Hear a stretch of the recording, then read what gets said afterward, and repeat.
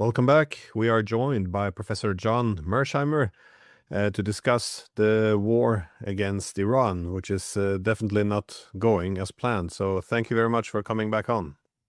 My pleasure, Glenn. So, well, as I said, the war definitely not going as Trump had hoped, but it seems to be going as many would have predicted. Indeed, Trump himself had was met with a lot of warnings before he went down this road. And now, of course, it's unclear what direction he should take.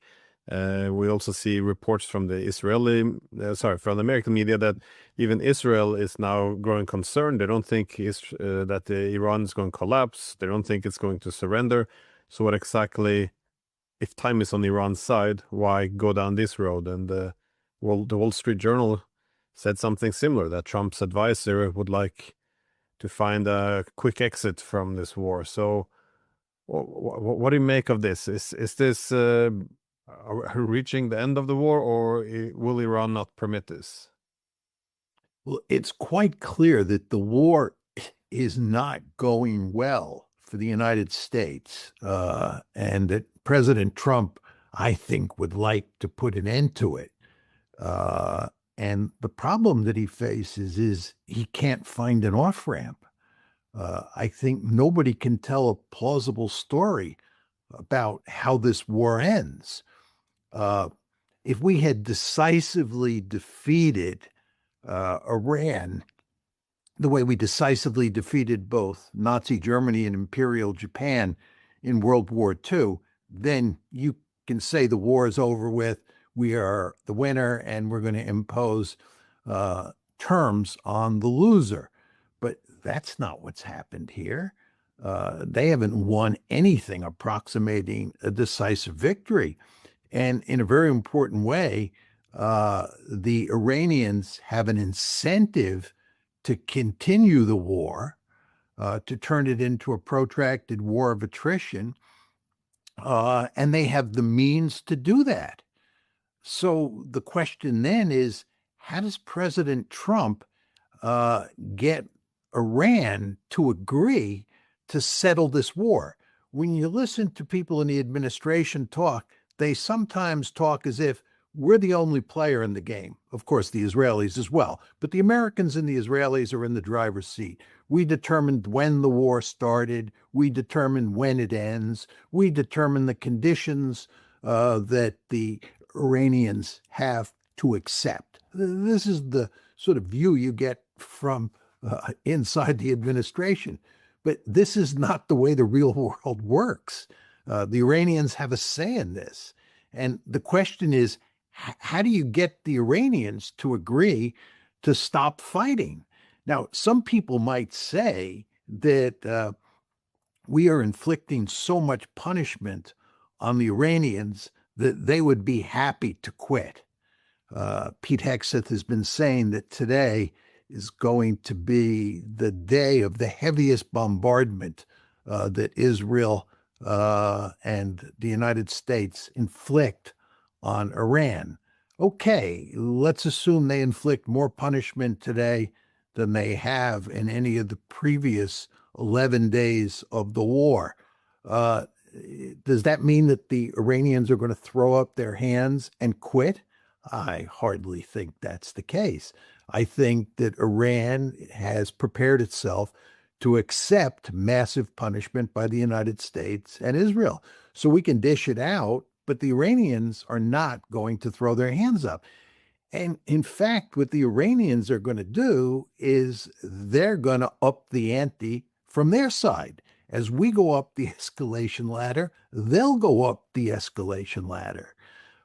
If you start destroying critical infrastructure inside of Iran, they'll destroy critical infrastructure inside the Gulf states and inside of Israel. And they can do it. They have lots of ballistic missiles. They have lots of drones. Almost all of them are highly accurate. And they're operating in a target-rich environment. It's not like they can't find targets to hit. They can hit vulnerable and important economic and strategic targets with relative ease. So they have a strong hand to play. When I say they, I mean the Iranians have a strong hand to play. And they have no incentive to settle this one on America's terms. They have a deep-seated interest in making sure they get something out of a settlement, sanctions relief, reparations, who knows? But they're going to drive a hard bargain, because the more time goes by, the more desperate we are going to be to settle this one. So all of this is to say, I don't see what the off-ramp is at this point in time for President Trump. I hope I'm wrong. I hope I'm missing something and the war can just be shut down. But nobody's been able to tell me a plausible story as to how you bring this thing to an end anytime soon. I would just say one final point, Glenn. I think if the effects on the international economy are significant, it looks like we're heading off a cliff, and that is possible. I think at that point, the Americans will bring the war to an end, but that will not be a victory. We will have caved in to the Iranians if that scenario plays itself out. And that is, as you well know, a very realistic scenario. What do you describe, though, what the United States hoped or thought the war would be like? It's what we refer to then as escalation dominance. This assumption that one can decide the pace of moving up or down the escalation ladder. This seems to be something that is reasonable once one is in a comfortable hegemonic position. That is, one can dominate. That is, to dictate, when the war starts, who should be involved, what are acceptable targets, when do we put an end to it. But it just seems that Iran can't end this war, because if they end it now, accept some ceasefire, then I guess the main fear, not unlike what the Russians are fearing, is then that the US would just be back again in a few months. So, but if there is no deal, I mean, if you look at the Russian conflict, if they can't get a deal which gives them security, they will take territory to make sure. But on the Iranian side, if they can't get any deal which gives them proper security to make sure this doesn't happen again, they're not going for territory. It looks as if, kicking the US out of the region by eliminating these Gulf states could be a reasonable pathway. I use the word reasonable, probably not correct here, but what do you think is the consequence for the Gulf states here? How vulnerable are they? Well, the Gulf states are remarkably vulnerable. I mean, first of all, they have only a handful of petroleum sites where they, reprocess, where they process the petroleum and the liquid natural gas and so forth and so on. The petroleum infrastructure is just very vulnerable. These are big fat targets. And there's no question that the Iranians can take out the petroleum infrastructure in all the Gulf states with relative ease. They have the short-range ballistic missiles and the drones to do it. But the other set of targets that really matters are the desalination plants. These countries in the Gulf states are heavily dependent on fresh water that comes out of the desalination plants. I was reading the other day that there's one desalination plant that services Riyadh, the capital of Saudi Arabia. And if you take that desalination plant out, you're taking away 90% of the water that Riyadh depends on. And overall, it appears that the country of Saudi Arabia depends on 70% of its water from desalination plants. Kuwait, the number is 90%. Oman, the number is 76%. I mean, these countries are just massively dependent on desalination plants and water. You can't live without water. Just think about that. So you have this vulnerable set of targets, these desalination plants that the Iranians can easily take out. And then you have the petroleum sites that I talked about earlier that are few in number, easily targeted, and can be taken out. You can wreck these states. You could take, Abu Dhabi and just wreck it. So the Iranians have really serious options here. And then if you turn to Israel, I don't think that Iran could do that to Israel. But as time goes by, and as the Israelis run out of defensive interceptors, interceptors that can knock down these incoming ballistic missiles, the amount of damage that Iran can do to Israel will be very great. And you already see evidence that the Iranians are pounding Israel. And that pounding will get greater with the passage of time. So this is why it's so obvious that the Iranians have real options. The idea that we have escalation dominance and that, we can beat the Iranians as we go up the escalation ladder, I think is a fallacious argument. They have, in a way, an assured destruction capability. They can destroy the Gulf states, and that would have a profound effect on the world economy. And surely President Trump and his advisors have begun to realize that. And that's one of the reasons I think they're interested in looking for an off-ramp now. But then the question is, how do you find the off-ramp? And I don't think there is an off-ramp at this point. And I think what they'll do is they'll escalate. And they'll think that escalation will solve the problem. This gets back to my point about what Pete Hegseth is saying about today, Tuesday, being the day when we will inflict the most punishment on the Iranians that we have inflicted so far. Okay, we start walking up the escalation ladder, but then this brings me back to my point about what the Iranians can do if they go up the escalation ladder with us. And the point is, they could do massive damage to the Gulf states. So they have options here. And they can do massive damage to the international economy. So I think going up the escalation ladder is not going to produce a satisfactory outcome for us, for the United States and for Israel. Yeah, given that they're so vulnerable with the desalination plants, it's a bit strange that the United States would have chosen to escalate by attacking the desalination plant within Iran, because now Iran can almost, can retaliate by the same means without being seen as the main aggressor, essentially having an alibi to do so. But how significant, though, is the attack on the suspension of the trade in energy?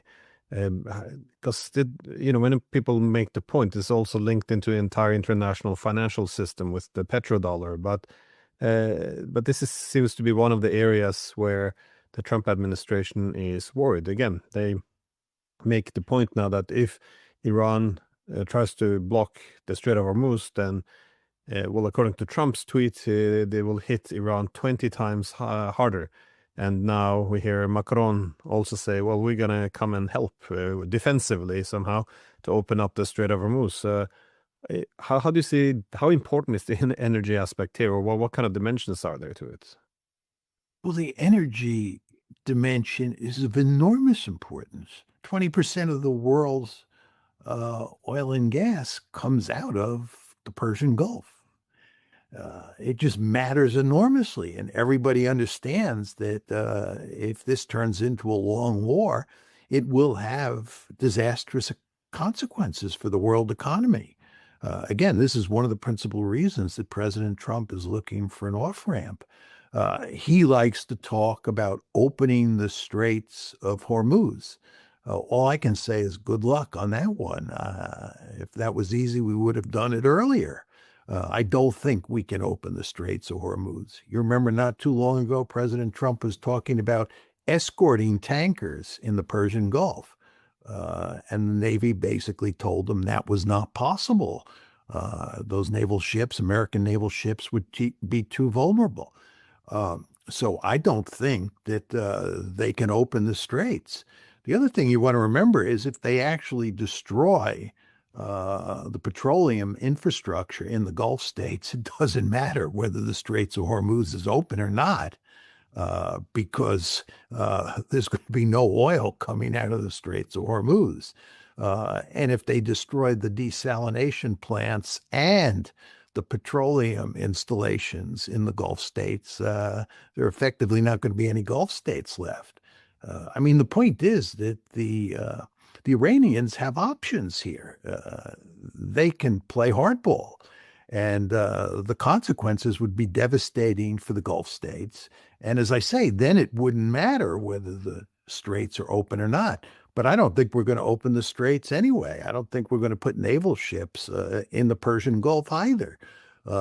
So I think in a very important way, the Iranians are in the driver's seat. Clint, if I can just make a historical point that gets back to an issue that you were raising before, having to do with escalation dominance and air power, and even decapitation. If you go back to the period before World War I, as we all know, wars before World War I had no air dimension. Wars were fought between armies and navies. And it was in World War I where we first saw air forces employed by the fighting forces in Europe. Then after the war, this is in the 1920s and the 1930s, this is before World War II, you developed independent air forces. And those air forces became very interested in strategic bombing. And strategic bombing is another way of saying long-range bombing. And the idea was, and this was, of course, popular in the air forces of the world and among Air Force thinkers, that an air force by itself could independently win a war. In other words, you would no longer have to win that war on the ground or at sea. You could just take your air force and you could hit the other country's homeland. You could hit its economy, you could hit its population, you could hit its military forces, whatever. And you could bring that country to its knees with air power alone. And in a very important way, we tested this in World War II. And we have tested this theory many times since. Now, there's still some people who believe you can do magical things with strategic air power, which again is another way of saying with air power alone. But the fact is there are real limits to what you can do. There's no question that you want to have a powerful air force if you go to war. And there's no question that in some cases, strategic bombing helps win a war. But strategic air power by itself cannot win a war. It just can't. The historical record is unequivocally clear on this. So when you go to war against a country like Iraq in 2003, you definitely use air power. You remember shock and awe, Glenn. That was the American Air Force pounding Iraq before we sent the ground forces in. Strategic bombing came before the ground forces went in.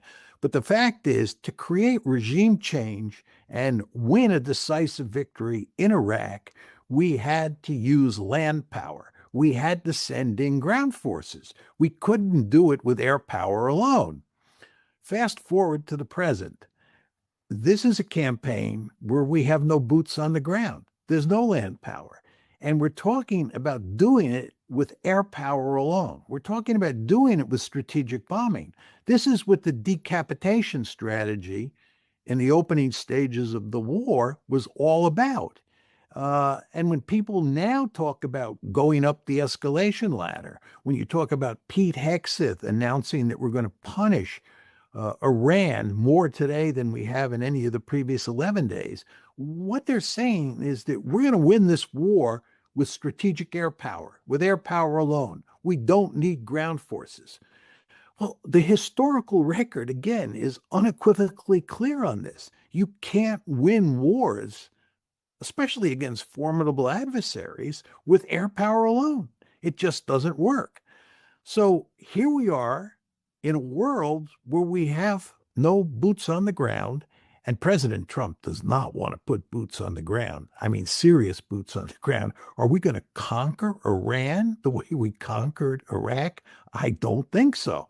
So, of course, the end result is that we're relying on strategic air power alone. And what are we going to do? We're going to punish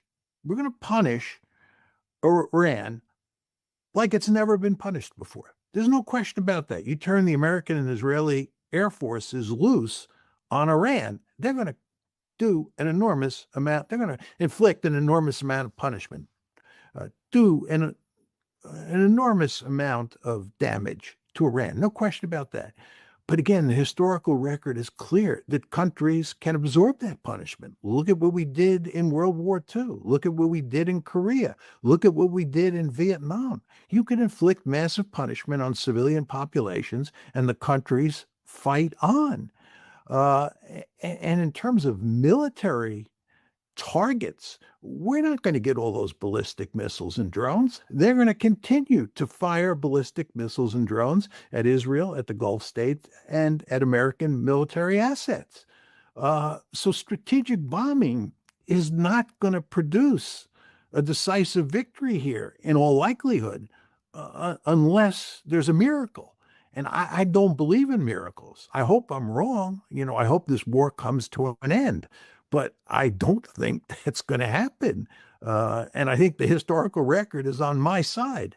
So when Pete Hegseth and President Trump, talk about escalation dominance and pounding Iran more than ever, don't believe that that's gonna work. It hasn't worked in the past, and there's no reason to think it's going to work now.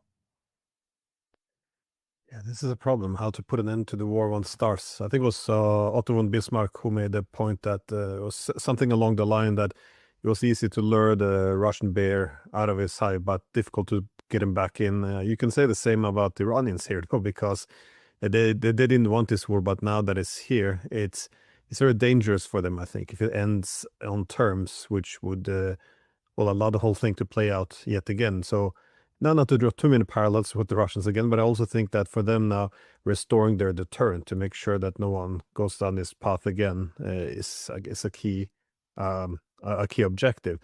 But this comparison to Iraq, though, I mean, even if one would introduce ground troops, Iran is almost 4 times the territory of Iraq, and it has almost twice the population. This is a massive country. I don't know. I thought it was strange that the idea of introducing a few Kurdish troops was somehow going to overrun this country. It's, I mean, as you said, it will contribute probably significantly to disrupt and destroy things. But in terms of if there's an objective besides just causing death and mayhem, then it is unclear. Is this the source of the miscalculation, though? Because the idea that you could regime change a country only with an air force, because there had to be a plan, and it appears to have been regime change. And again, in this country, in Norway, we actually had a political leader of one of the political parties who went out on Facebook or Twitter and actually wrote that, well, now the Iranian regime has fallen because they saw that Khamenei had been assassinated. So that's it. Now the government is over. I mean, is this the kind of the thinking that, you have one bad man? If we just kill the bad man, then the regime is gone. It's very hard. It's so remarkably stupid if this is the case. Well, that fact that you have political leaders who think in this way, communicate in this way, it makes you think no one's behind the wheel, I guess. Well, a couple of points. I think that the initial strategy, and we have gotten at this issue in our previous comments, but the initial strategy was decapitation. And then if the decapitation didn't work, I believe that we felt that we could punish them in ways that would force them to throw up their hands and surrender. We would have escalation dominance. And this is another way of saying we thought we could do it with air power alone. Now, very importantly, the administration was told by insiders, 2 sets of insiders before the war, that this was unlikely to work. You remember that General Kane, who was the chairman of the Joint Chiefs of Staff and was handpicked by President Trump to be the chairman, remember, he brought him out of retirement. He was only a 3-star general. President Trump brought him out of retirement, made him a 4-star general, and made him chairman of the Joint Chiefs. So he was, in a very important way, Trump's general. Much to his credit, General Kane told President Trump that we did not have a viable military option. This is before February 28th. Furthermore, the National Intelligence Council, which is separate from General Kane, did a study before the war that said you're unlikely to get regime change and bring this war to a quick end. This was careful analysis done by the National Intelligence Council, done by insiders. So there were two flashing orange lights, if not red lights, that were in the president's face that he just ignored. And as I said to you before, we have a huge body of literature on air wars and sanctions and regime change that anyone can easily access and easily figure out what the bottom lines are here. It's not a complex literature in the sense that almost everybody agrees that air power alone or strategic bombing doesn't win wars, that sanctions have real limits, that regime change is wickedly difficult. First of all, it's almost impossible without ground forces, but even with ground forces, the whole process is wickedly difficult. The literature is unequivocally clear on this. So when you marry what we know from previous analysis by scholars and policy analysts with the fact that you had General Kane and the National Intelligence Council warning the president not to do this, and when 20% of the American people approved it, but the rest didn't, you want to think about that. Only 20% of the American people were enthusiastic about this war. The other 80% either opposed it or wasn't too sure. To go to war, in those circumstances is quite remarkable. And you just sort of wonder, what was Trump thinking? How could he have possibly done this? And when you look at where we are today, given everything I just said, it's hardly surprising that we're in a real mess and there's no apparent way to get out of it. It's just not surprising. What is happening now is consistent with the historical record. And just to add one more dimension to this, go back to the 12-Day War last June. The 12-Day War between Israel and the United States on one side and Iran on the other side. It was the Israelis and the Americans, not the Iranians, who wanted to end that war after 12 days. Decapitation didn't work in that war. We didn't have escalation dominance in that war. What more evidence do you need before February 28th to tell you that this is a bad idea? But nevertheless, Trump jumped in along with Netanyahu, who of course was pushing him and promising him that we would have a quick victory. And here we are. See, that's a great point. That makes this even more extraordinary. The fact that we already had this war back in June for 12 days, and it was the same problems. The weapons shortage, that was a key problem. That's why they had to put an end to it. And of course, because it was only with Israel, Iran was more willing to put an end to it. But how does it surprise you the U.S. didn't pack a bigger bag for this war, though, and that they didn't have more weapons? Because I heard they only prepared for a few weeks at most. But this is, or was it just assumption that if it didn't work, then we could just put it to halt again after 12 days like last time? Well, you're assuming that President Trump is a rational legal thinker, right? You're assuming that he does the careful analysis that you would do or I would do if we were taking our countries into war. But that's just not the way he operates. And it's clear from listening to him talk that he has all these pictures in his head that bear no resemblance to reality. He's constantly saying things that are just simply untrue. And if he believes them, you can see why he just does foolish things. He's recently been saying that, first of all, Iran has weapons that are not accurate at all. These are all inaccurate weapons. Nothing could be further from the truth, right? They have ballistic missiles and drones that are highly accurate. Not all of the ballistic missiles for sure, but many of them, and certainly almost all the drones. But to say that they have an inventory of weapons that are all inaccurate is a foolish thing to say. And then furthermore, he made the outlandish comment that Iran has Tomahawk missiles. There's no way Iran would have Tomahawk missiles. How could he say that?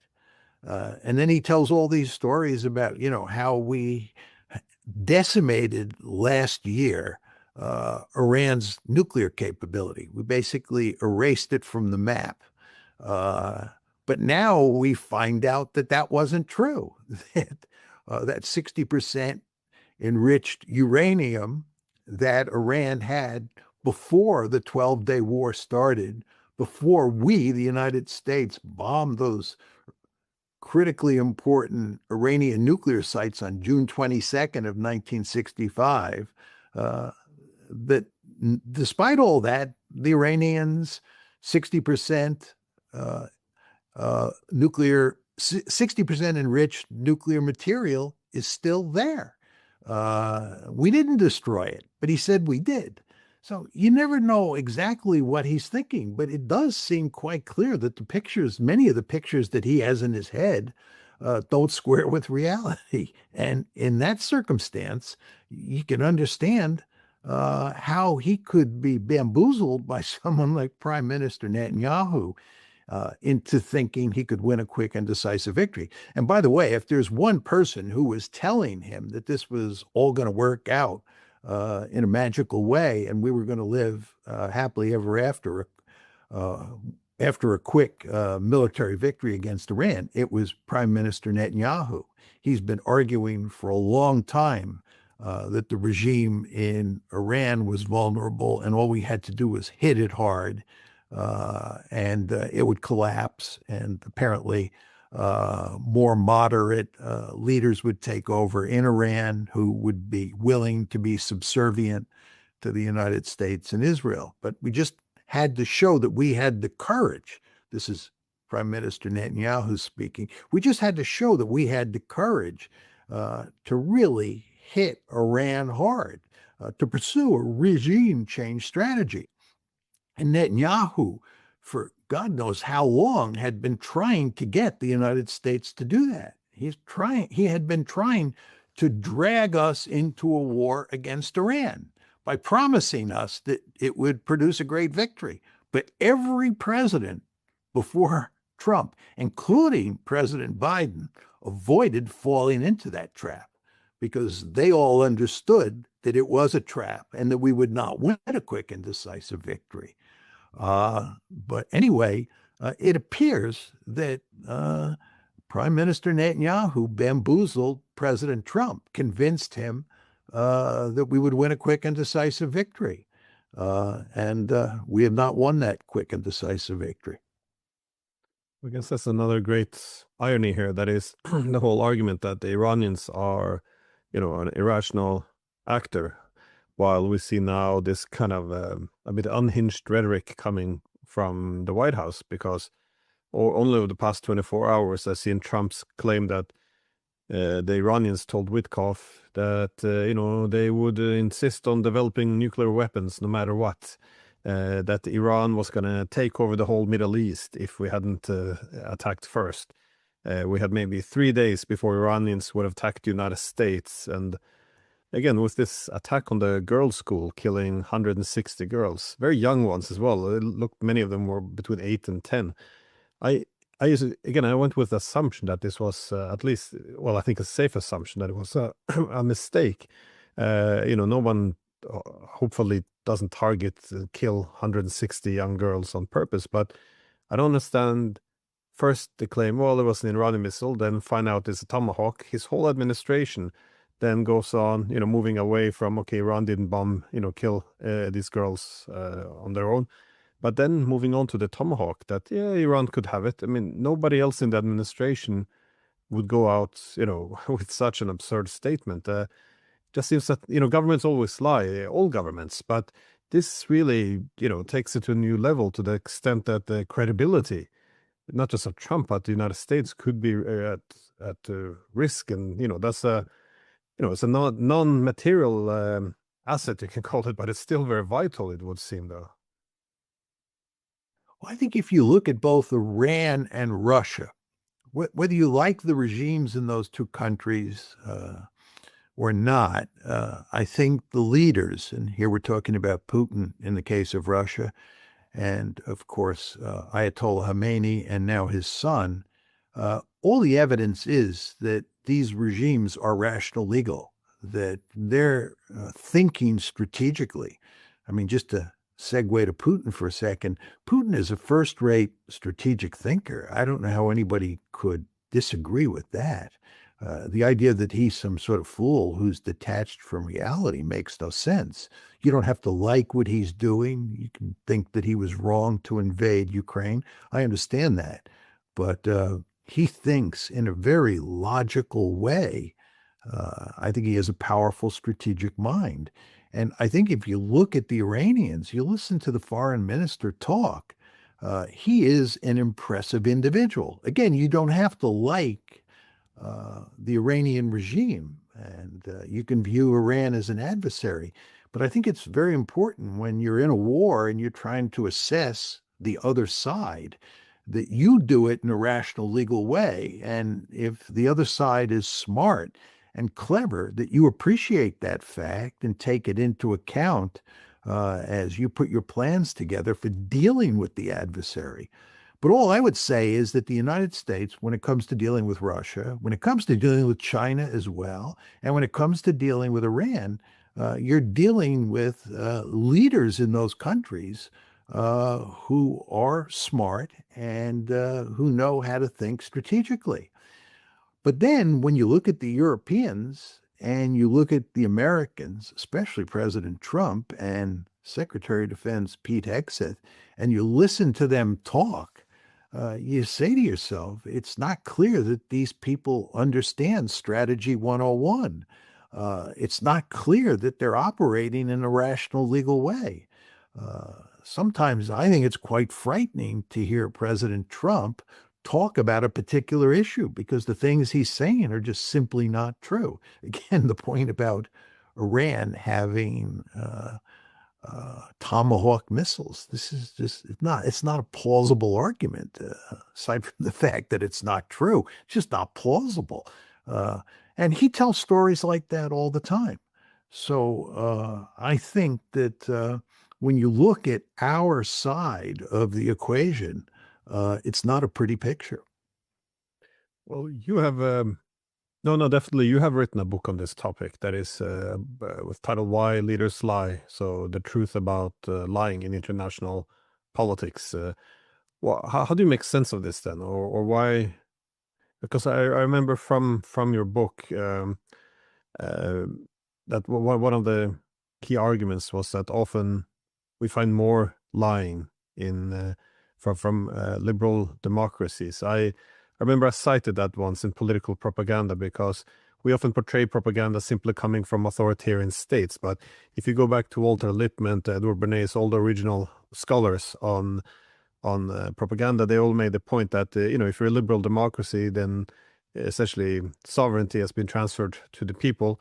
There's more need to manage the masses. So there was more demand for propaganda, but kind of we propagandize the concept of propaganda to only mean what other people would do. But how do you have any conclusions why how it came to this? Because as I said, this is the stories in the media is just it's beyond belief. It's not credible in any way. Excuse me, Glenn. Let me make a couple points. First of all, in the book that I wrote about lying, one thing you discover is that there are not many lies told by states to other states. And one of the reasons is that if you lie all the time, then lying becomes an ineffective tool. In other words, lying only works when the other side suspects that you're telling the truth. So if you're a habitual liar, lying is just a waste of time. So I was actually shocked to discover when I wrote the book, and many of my audiences refused to believe the argument that states don't lie to each other very much. And the argument I made was that you see more lying by state leaders to their own publics than you see cases of state leaders lying to other leaders. And this is counterintuitive, and I found it hard to swallow at first, but I just gave you the logic. Now, as you point out, I also found that in democracies, leaders are more likely to lie than they are in autocracies for the reasons that you laid out. So you see quite a few instances of presidents lying to the public. And of course, this book was written before President Trump. So how does President Trump fit with this book? First of all, President Trump doesn't lie on a lot of occasions because he actually believes what he is saying, which is scarier than him lying, right? I think he actually believes a lot of these statements that he makes that bear little resemblance to reality. I wouldn't be surprised, for example, if he believes that Iran has Tomahawk missiles. He has a lot of false beliefs firmly embedded in his brain. So that's point one. Point two is I do think that he tells lots of lies. I think he lies, one could argue, almost all the time. He's constantly telling lies. But the fact is that they're ineffective because everybody understands that he's lying. He just says whatever he thinks. Now, as I said before, he may believe some of those things, and if he believes them, then they're not lies. But then there are other occasions where he says things that he has to know are not true. But the fact that he tells so many lies means that lying is not an effective instrument for him. Lying, again, is only effective when people think that you're a truth teller or that you're not going to lie.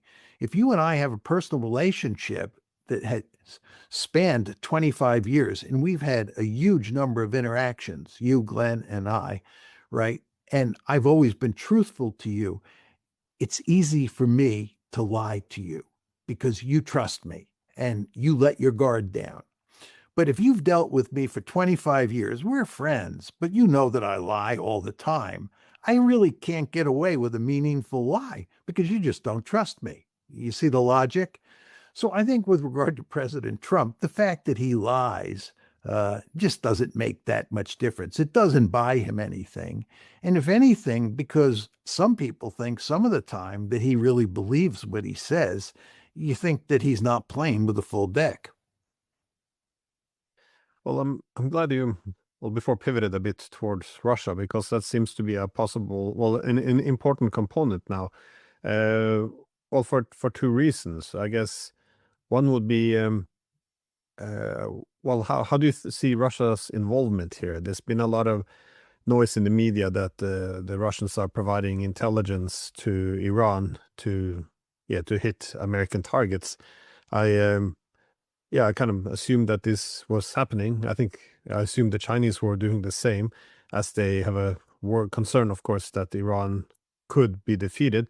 But also, of course, because, well, the United States is doing the exact same thing in Ukraine. But also, what do you think the extent of the Russian involvement is? But also, how do you think this war is affecting our war in Ukraine at the moment? I think to start with the latter part of your questioning, that this war is wonderful news for the Russians. First of all, it means that the United States is wasting precious assets in this fight that it might otherwise give to the Europeans or allow the Europeans to buy to give to the Ukrainians.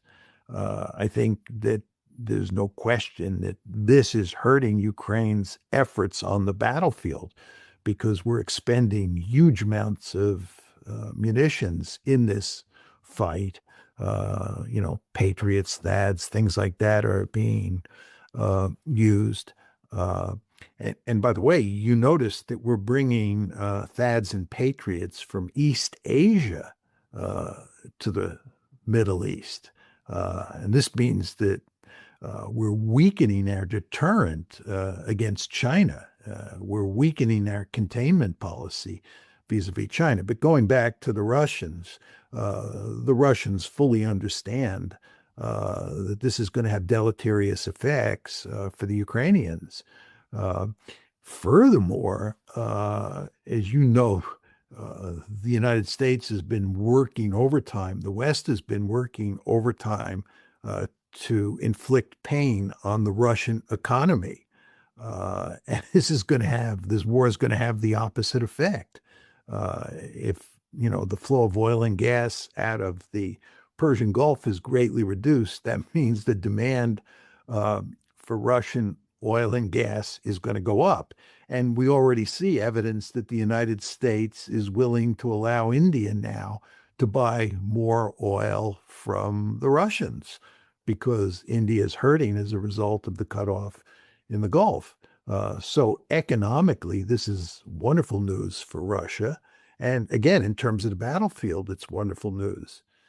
So I think this is a net positive for the Russians from that point of view. With regard to what the Russians are doing to help the Iranians, as you know, that's hard to tell.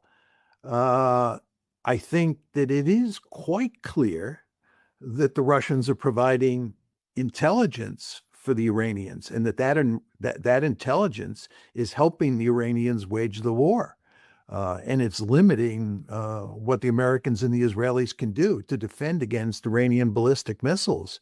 So I think that is almost certainly being done. And I wouldn't be surprised if at some point, if Iran needs oil, that the Russians provide oil or gas to the Iranians. It's hard to say for sure what's going on there, but that's another possibility. And I wouldn't be surprised if they provided some weaponry before the war and they'll provide weaponry during the war. What exactly they'll provide in terms of numbers and quality, who knows? But I wouldn't be surprised if the Russians and the Chinese as well are helping the Iranians. Both of those countries obviously have a deep-seated interest in seeing Iran defeat the United States and Israel in this war. I mean, if you or I were playing China's hand or playing Russia's hand, we would want to see the United States suffer a humiliating defeat in its fight with Iran. So the incentives here for Russia and China to help Iran are great. And exactly what they're doing is hard to say, but it does look like they're helping out, especially with regard to intelligence. And that's complicating our problem. It seems another benefit for the Russians, though, would be to, I guess, improve their image within Iran, because, if you take a step back and stretch out for, your viewpoint over the past centuries now, the Iranians and the Russians have, they had quite a few wars behind them, and there's every reason in the world for the Iranians to distrust the Russians as well. This is I guess, a good opportunity for the Russians, though, to be seen as a savior instead of a nemesis, or someone who will stab them in the back at the most critical hour. But it's my last question was really about Europe, though, because it doesn't. It also has responded in some very strange ways. The EU, of course, is giving its full support, at least rhetorically. I think Merz, he positions himself now as the number one Trump man to support whatever Trump wants to do. The British are also, of course, supportive, but they didn't want to send any weapons. Then now they do want to send weapons, but Trump doesn't want it because, according to Trump, they already won. How do you make sense of the European position on this? And, what's the relevance of French participation, you think? And how is Europe impacted by this war? Because, we just cut ourselves off, or we like to say liberated ourselves from Russian energy, and now the Iranians are liberating us from Middle Eastern energy. It's not much more, coming our way, it seems. I think the economic consequences for Europe, if this war escalates and some of the scenarios we described at the start of the program play out, the consequences of that for Europe would be catastrophic. And I think the European elites understand that. I think they wish very much that this war had never started. This is a war that is not good for Europe. But as is almost always the case, the Europeans do pretty much what the Americans want them to do. And they're kissing up to the Americans and supporting the American war effort, failing to condemn the United States and Israel for this brazen war of aggression, for assassinating the leader of a foreign country. The Europeans are not condemning this, save for the Spanish. And it's really what you would expect from the Europeans. And what drives this, as we've talked about many times before, Glenn, is the European fear that the United States will leave Europe, or at least markedly reduce its military footprint. The Europeans don't want that. They want to keep NATO intact. They want to keep the Americans fully committed to Europe. And the European elites believe that the only way you can do that is to lick America's boots. And in this case, that means lick President Trump's boots. And so, as you would expect, the Europeans are following the Pied Piper. The question is, do the Europeans matter in terms of winning this war? And the answer is no. I mean, who cares whether the Europeans get involved or not? Maybe they'll help on the margins, but that just doesn't matter at this point. There's nothing the Europeans can do to, fundamentally affect the balance of power between Iran on one side and the United States and Israel on the other side. I mean, President Macron talks like this is 1799 or 1805, where France is, under Napoleon and by far the most powerful state in Europe. It's Europe's Godzilla, and France can do X, Y, and Z. Those days are long gone. France has very little military capability, and it certainly has little capability to affect events in the Middle East. So it just doesn't matter very much. This war is going to be settled between the Iranians on one side and the Americans and the Israelis on the other side. And what's in the interests of those three actors is what really matters here. And from Europe's point of view, the sad truth is that their interests are going to be largely ignored because the Americans are just not going to pay Europe's interests much attention. We don't care that much about Europe. President Trump views the Europeans with contempt. The idea that he's going to go out of his way to help Europe is not a serious argument. In fact, if the Europeans get hurt in the process, I would imagine that President Trump will think that's a good thing. He has contempt for the European elites. So Europe is in real trouble. It started with the Ukraine war, and this war just makes a bad situation much worse. It seems like, again, I always agreed with the idea that the United States is the pacifier, and Europe's going to have a lot of problems fragmenting if, not so much if, more than when the United States departs. But it looks as if the efforts now to keep the US there will only fragment Europe faster, because we want to keep the US there by prolonging the Ukraine war, which means we turn on the Slovakians, the Hungarians, ignore them. Or now that Merz was sitting next to Trump, and Trump could just hammer away, threatening Spain. And, Merz has to sit there obediently, not say anything critical because he has to show loyalty to Trump. And now, of course, they're alienating the Spanish. So it just seems, always the worst of both worlds is what the Europeans are going for. It's quite extraordinary to watch. It doesn't give one a lot of optimism. Yes. Let me make a radical statement, Glenn. I think that one could make an argument that it's in the Europeans' interest to, in effect, pursue the Spanish model vis-a-vis the United States, to play hardball with the United States, to tell the United States that you're going to greatly improve your relations with China, you're going to trade with China, and you're going to trade sophisticated technologies with the Chinese. And if the Americans don't like that, well, we'll cut a deal then. But in the meantime, we're going to fundamentally change our relationship with China. And furthermore, with regard to the Middle East, we're going to condemn what you're doing in the most powerful terms. And we're even going to look for ways to punish you. We're going to condemn you for starting a war of aggression. We're going to condemn you for collaborating with the Israelis and waging a genocide. We're going to condemn you for assassinating Ayatollah Khomeini, pursuing a really hardball strategy with the United States. And given that the United States needs Europe in all sorts of ways, that will provide the Europeans with some leverage so that they can protect their own interests. And what we're saying here is that by constantly kowtowing to the Americans, by licking President Trump's boots, you put yourself in a situation where your interests are not protected. And if anything, your interests are hurt. And you're getting yourself into more and more trouble as the years go by.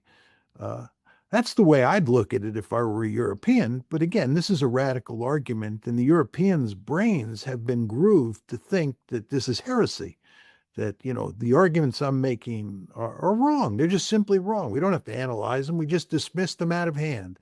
We've learned all along that the only way to deal with the United States is to be nice and to be subservient. That might have been true at one point, but I don't think that's true with President Trump. And I'm surprised they haven't figured that out.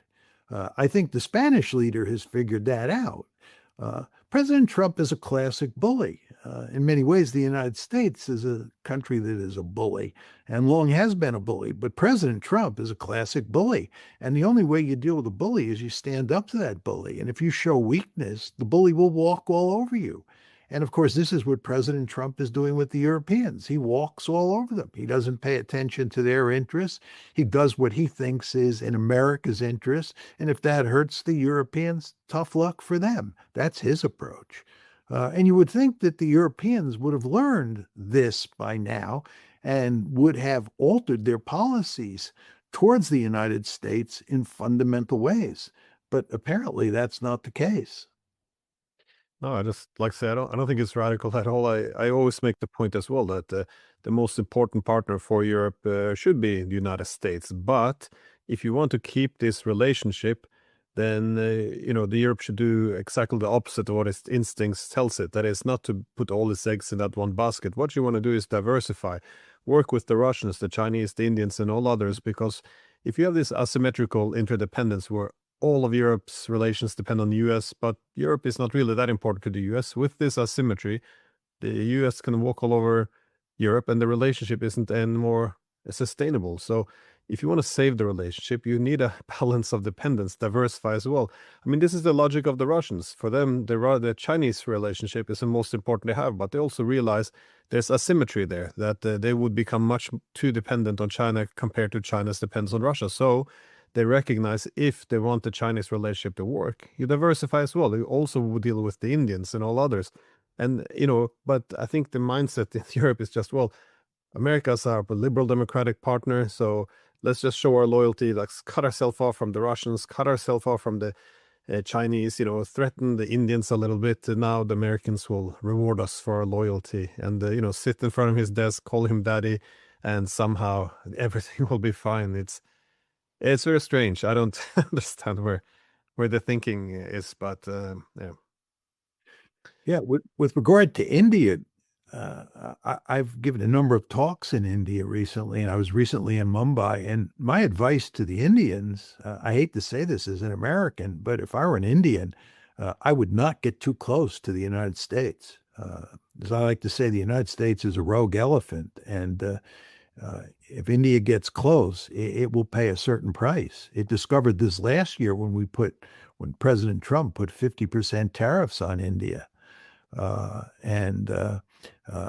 think that basic logic, which applies to India, applies to the Europeans as well. You just do not want to get too close to the United States, because when you do that, you give the United States all the leverage, and the United States will use that leverage. That's certainly true of President Trump.